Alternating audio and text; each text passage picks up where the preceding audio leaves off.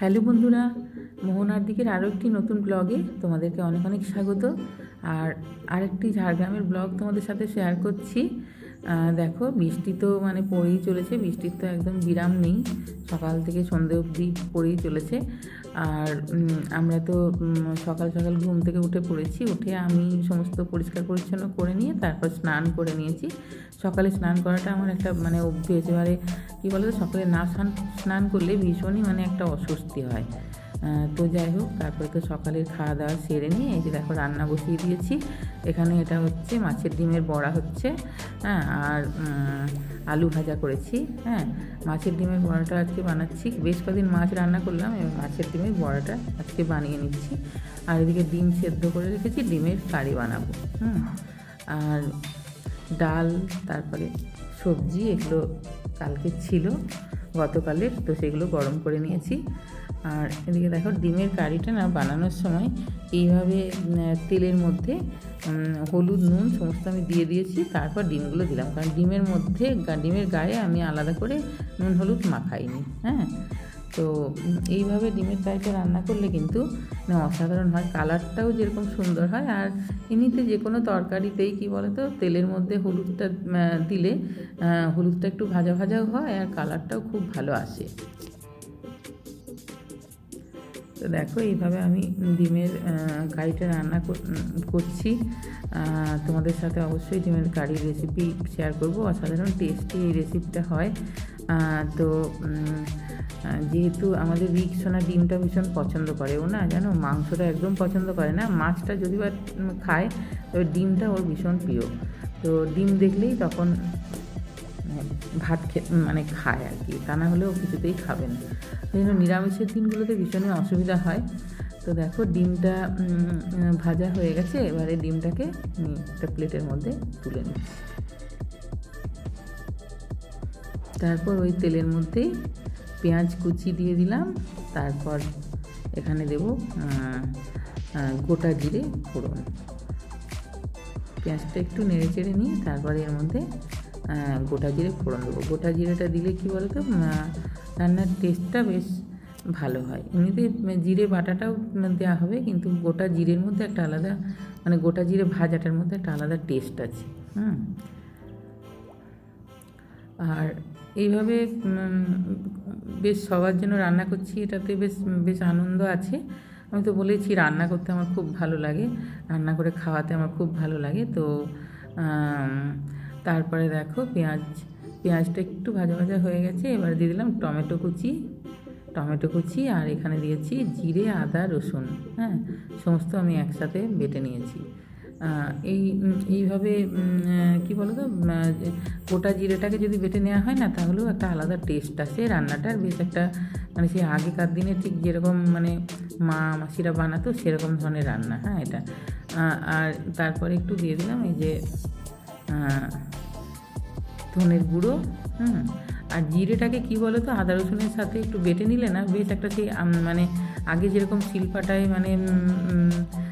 বাড়িতে রান্না হতো। হ্যাঁ, আগে তো এরকম মিক্সি ছিল না, তখন তো এরকম শিলে বেটেই রান্না হতো, সেই টেস্টটা না এখন আর পাওয়া যায় না রান্নাতে, যাই বলো।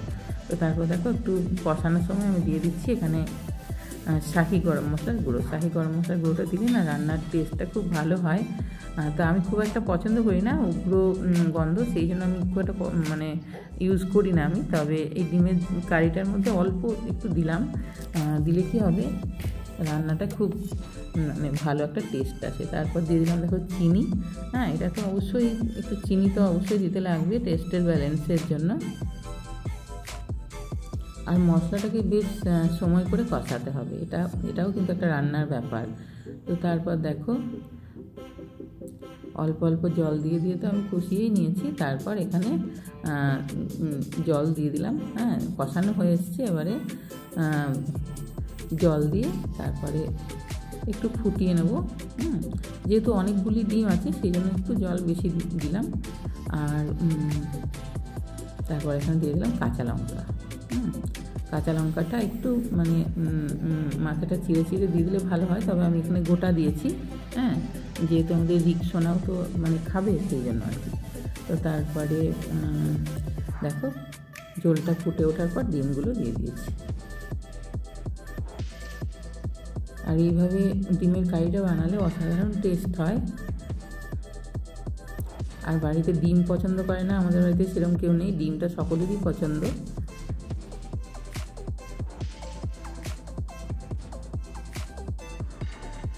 তো দেখো নুনটা অল্প একটু, মানে আমি মশলাতে আর নুনটা দিইনি, ওই নুনটা ওই ডিমটা ভাজার সময় দিয়েছিলাম, তো একটু নুনটা কম মনে হয়েছে আমার টেস্ট করে, সেই জন্য আর একটুখানি নুন দিয়ে দিলাম। হ্যাঁ,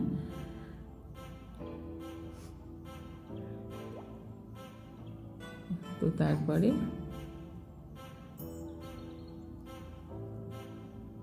এই যে দেখো কিছুক্ষণ ফুটে উঠলেই মোটামুটি ঝোল তো বেশি নেই, আর যেহেতু অনেকগুলি ডিম আছে, তো তারপর এখানে দিয়ে দিলাম দেখো কাসুরি মেথি। আর কাসুরি মেথিটা দিয়ে তারপর গ্যাস অফ করে কিছুক্ষণ রেস্টে রেখে দিলেই তো হয়ে যাবে আমার ডিমের কারি।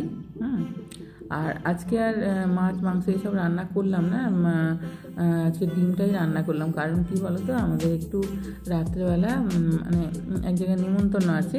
হ্যাঁ, আর নিমন্ত্রণ রক্ষা করার জন্য এসছি এখানে সেটা নয়, নিমন্ত্রণ রক্ষা করাটা ব্যাপার না, সবাই মিলে একসাথে কোথাও যাব, এটাই আনন্দ আর কি। তারপর দেখো বিকেলবেলা রিক্সোনা ঘুম থেকে উঠে পড়েছে, আর এদিকে এই যে বৃষ্টি দেখছে, ও তো কখনো বৃষ্টি দেখেনি, এবারে জল পড়ছে না, ওটা দেখতেও খুব মজা লাগছে। এবারে তারপর তো তার হুটোপাটি চলছে পুরো দমে। মানে ওখানে কি বলো তো, ওই ঘরের মধ্যে মানে খেলনা ছাড়া তো আর কিছু দেখতে পায় না, ওকে তো সেইভাবে মানে অন্য ঘরগুলোতে ঢুকতে দেওয়া হয় না। কারণ কি বলো তো, ভীষণ মানে ঠাকুর নামিয়ে দেয় এইসব করে, তো এখানেও তাই, ঠাকুর ঘরে তো ওকে ঢুকতে দেওয়া হয়নি। এখানে দেখো এই যে এখানে এসে চেয়ার ঠেলছে, তারপরে সমস্ত কিছু খুলছে, ড্রয়ার খুলছে, এইসবই তার কাজ। হ্যাঁ, আর বাচ্চারা তো মানে কি বলো তো, কী করবে ও বুঝে উঠতে পারছে না। আর এই যে দেখো, এই দেখেছো, মানে পড়ে যাবে তার ভয়ও নেই, কিচ্ছু নেই, সে বদমাশি করেই চলেছে। আবার মাঝে মাঝে চোখটা বুজে তারপরে ঘুরবে। হ্যাঁ, তো দেখো আমরা তো মানে একটু তাড়াতাড়ি রেডি হয়ে গেছি বিয়ে বাড়ি যাবো বলে। একটা বিয়ে বাড়ি আমাদের নিমন্ত্রণ আছে একজন রিলেটিভসের। তো বিয়ে বাড়িটা মুখ্য উদ্দেশ্য নয় অবশ্যই, মেয়ে একটু সময় করতে পেরেছিল বলে এখানে এসেছিল, তো তার সাথে সাথে বিয়ে বাড়িটাও হয়ে গেল আর কি। তো আমরা তো মানে একটু তাড়াতাড়ি করেই যাওয়ার চেষ্টা করছি, কারণ যেহেতু ছোটো বাচ্চাও আছে, আর বৃষ্টিটাও কি বলো তো মানে অল্প অল্প পড়ছিলই। তো যাই হোক, আমরা যাওয়ার সময় দেখলাম যে বৃষ্টিটা যেন অনেকটাই কমে গেছে। তো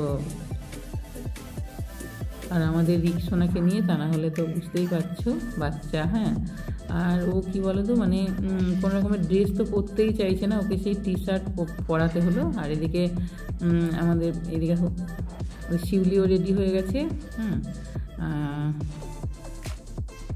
আর এদিকে ছেলে এদিকে দেখো ফটো তুলে নিচ্ছে, আমাদের ফটো তুলছে। তো আমরা তো বিয়ে বাড়ি পৌঁছে গেছিলাম তাড়াতাড়ি, আমরা একটু মানে 7:30টার মধ্যেই বেরিয়ে পড়েছিলাম, একটু দূর। হ্যাঁ, মানে একটু সময় লেগেছে যেতে, আমাদের 15 মিনিট মতো গাড়িতে। তো তারপরে দেখো আমরা ওখানে গিয়ে যে কফি, তারপরে ওরা খেলো ফুচকা টুচকা সমস্ত খাচ্ছিল ওরা, আমি তো খাইনি। আর আমিও এই একটু পকোড়া খেলাম, চিকেন পকোড়া। ওইটা আমার দারুণ লাগে বিয়েবাড়িতে গিয়ে। আর তারপরে বিয়েবাড়িতে আমার স্টার্টারটা খেতেই বেশি ভালো লাগে ভোজ খাওয়াচ্ছে। ভোজ আমি খুব একটা পছন্দ করি না খাওয়া। তো যাই হোক, যাওয়া হলো, একসাথে আনন্দ হলো, এটাই মানে সব থেকে বড় কথা। একসাথে তো আমাদের কোথাও যাওয়া হয় না, আমরা এখানে থাকি, ওরা ওখানে থাকে। এবারে আর আমাদের রিক্সোনাকে তো জানো, ছোট বাচ্চা দেখলেই সে তার পেছনে চলে যাচ্ছে, মানে কি বলবো, আর তাকে আটকানো যাচ্ছে না। হ্যাঁ, ছোট ছোট বাচ্চা এসছে, তাদের পেছনে যাবে। তারপর তো আমরা মানে খুব বেশি রাত করিনি, ওকে নিয়ে চলে এসেছিলাম। আর পরদিনই আমাদের আবার যাওয়ার ব্যাপার আছে, তো সকাল সকাল আবার উঠে পড়েছি। আর বৃষ্টি তো হয়েই চলেছে, বৃষ্টির মানে থামার নাম নেই। আর এদিকে দেখো আমাদের গাড়ির ওপর মিনি বিড়ালও মোটামুটি উঠে রেডি হয়ে আছে আমাদের সাথে যাবে বলে। হ্যাঁ, এবং ও সুন্দর, মানে বৃষ্টি পড়ছে তো দেখছি এটাই সব থেকে ভালো জায়গা, দিয়ে উপরে উঠে বসে আছে। তো আমরা তো সমস্ত দেখো মানে ব্যাগপত্র গুছিয়ে রেডি হয়ে গেছি, কিন্তু বৃষ্টি আর থামে না। হ্যাঁ, আর এদিকে আমাদের রিক্সোনা তো মানে ঘুমিয়ে আছে, ওকে ওইভাবেই নিয়ে চলে যেতে হবে, কিছু করার নেই।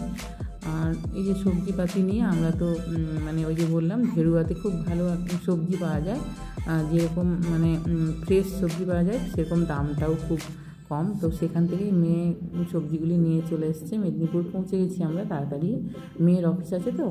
তো তারপরে আমি দেখো ধুয়ে এগুলিকে সমস্ত শুকোতে দিয়েছি। এইভাবেই আমি ফ্রিজে রাখি, কারণ কি বলো তো, সমস্ত জিনিস ধুয়ে ফ্রিজে রাখাটা এটা আমার মানে মায়ের কাছ থেকে শেখা। তারপরে এই যে দেখো একটা গিফট ব্যাগ এসেছিলো আমরা যখন ছিলাম না তখন, তো ওই মেয়ের এক আঙ্কেল পাঠিয়েছে, তো সেটাই এখন ওপেন করলাম। তো কী কী সব রয়েছে দেখছি, মানে অনেক কিছুই আছে এখানে, কুকিজ, তারপরে কেক, চকলেট, হ্যাঁ দারুণ দারুণ সব স্ন্যাক্স রয়েছে। তো খুবই পছন্দের এগুলো আমার, মানে আমার থেকে শুরু করে আমাদের রিক্সোনারও কিছু কিছু রয়েছে পছন্দের জিনিস, কেক আছে, দারুণ দারুণ সব জিনিস। তো আমার আজকের ভিডিওটা তোমাদের যদি ভালো লাগে তাহলে অবশ্যই একটা লাইক দিও, কমেন্ট করো। আর আমার চ্যানেলে যদি নতুন বন্ধু হও তাহলে অবশ্যই চ্যানেলটাকে সাবস্ক্রাইব করে দেবে, কেমন? আর পাশে থাকা বেল আইকনটা প্রেস করে দিও, যাতে আমি নতুন নতুন ভিডিও আপলোড করলে তোমরা সবার আগে নোটিফিকেশানটা পেয়ে যাও।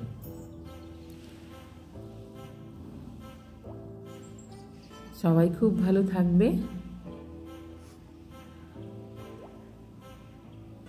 দেখা হবে আরও একটি নতুন ব্লগে। বাই।